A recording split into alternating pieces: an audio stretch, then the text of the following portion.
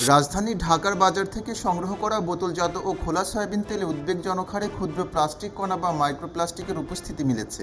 প্রতি লিটার তেলে গড়ে ৫৩,৯২২টি প্লাস্টিক কণার সন্ধান পেয়েছে গবেষকরা। বোতলজাত তেলের চেয়ে খোলা তেলের দূষণের এই মাত্রা আরও বেশি। জাহাঙ্গীরনগর বিশ্ববিদ্যালয় ও বাংলাদেশ ইউনিভার্সিটি অব প্রফেশনালসের এক যৌথ গবেষণায় জনস্বাস্থ্যের জন্য ঝুঁকিপূর্ণ এই তথ্য উঠে এসেছে।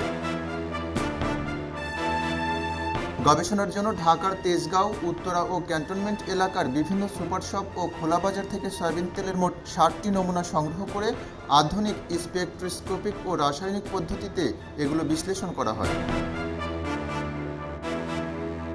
গবেষণায় দেখা যায়, বোতলজাত তেলের তুলনায় খোলা সয়াবিন তেলে দূষণের পরিমাণ অন্তত ১.২৪ গুণ বেশি। খোলা তেলে প্রতি লিটারে গড়ে ৫৯,৭৭৮টি মাইক্রোপ্লাস্টিক পাওয়া গেছে। এর মধ্যে তেজগাঁও এলাকা থেকে সংগৃহীত খোলা তেলের নমুনায় প্লাস্টিক কণার উপস্থিতি ছিল সর্বোচ্চ। শিল্প কারখানার আধিক্য, টেক্সটাইল ও প্লাস্টিক কারখানার কাছাকাছি অবস্থান এবং খোলা তেল সংরক্ষণে পাত্রের বারবার ব্যবহারের কারণে এমন দূষণ ঘটছে বলে গবেষকরা মনে করছেন।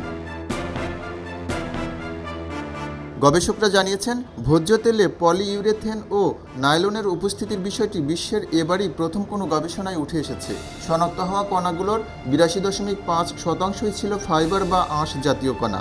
রঙের দিক থেকে স্বচ্ছ প্লাস্টিকের উপস্থিতি ছিল সবচেয়ে বেশি, ৫৬.২৯%। আকারের দিক থেকে ১০১ থেকে ৫০০ মাইক্রোমিটার মাপের কণার আধিক্য ছিল ৩৫.৮৪%।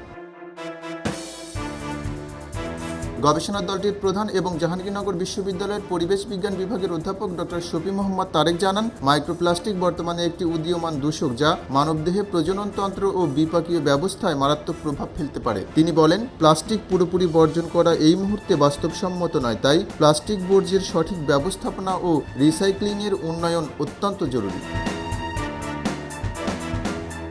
খাদ্যপণ্য প্রক্রিয়াজাতকরণ থেকে শুরু করে বাজারজাতকরণে প্রতিটি ধাপে কঠোর নজরদারি, মানসম্মত ফিল্টারের ব্যবহার এবং খোলা তেল বিক্রির ক্ষেত্রে কার্যকর নিয়ন্ত্রণ প্রতিষ্ঠার তাগিদ দিয়েছেন গবেষকরা। দেশের খাদ্যপণ্যে মাইক্রোপ্লাস্টিক পর্যবেক্ষণের সুনির্দিষ্ট কোনো নীতিমালা না থাকায় দ্রুত এই বিষয়ে পদক্ষেপ নেওয়ারও আহ্বান জানানো হয়েছে।